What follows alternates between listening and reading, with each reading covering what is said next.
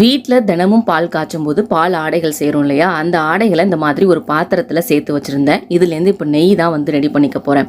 ஒரு மிக்சி ஜாரில் தேவையான அளவுக்கு பால் ஆடைகளையும் சேர்த்துட்டு அது கூடவே ஐஸ் வாட்டரையும் சேர்த்து ஒரு நிமிஷம் பக்கம் நல்லா ஓட விட்டோம் அப்படின்னா வெண்ணெய் நல்லா மேலே திரண்டு வரும். அதை எடுத்து கைகளால் உருட்டி திரும்பவும் ஐஸ் வாட்டர் தண்ணியிலே போட்டு வச்சிடலாம்.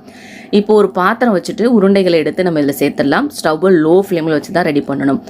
வெண்ணெய் நல்லா உருகி வந்ததுக்கு அப்புறமா கொஞ்சமாக வெந்தயமும் 2 கல்லுப்பையும் சேருங்க. நெய்க்கு அந்த மஞ்சள் நிறம் மாறாமல் இருக்கும். கல் உப்பு சேர்க்கறனால வந்து பார்த்திங்கன்னா அந்த நெய் சீக்கிரமாக பிரிஞ்சு வந்துடும்.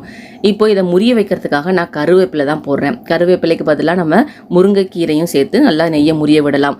இந்த மாதிரி ஆனதுக்கப்புறமா ஸ்டவ் ஆஃப் பண்ணிவிட்டு ஆறுனதுக்கப்புறம் நம்ம ஒரு ஏர்டைட் பாக்ஸில் போட்டு ரூம் டெம்பரேச்சர்லையும் ஃப்ரிட்ஜ்லேயும் ஸ்டோர் பண்ணி வச்சுக்கலாம். ரொம்ப நாள் ஆனாலும் கெட்டு போகாது. இன்றைக்கி மதியம் லஞ்சுக்காக முருங்கைக்காய் சாம்பாரும் கேரட் பொரியல் தான் பண்ண போகிறேன். ஸோ அதுக்கு தேவையானதெல்லாம் முன்கூட்டியே ரெடி பண்ணி வச்சுட்டு சமையலும் பார்த்திங்கன்னா முடிச்சுட்டு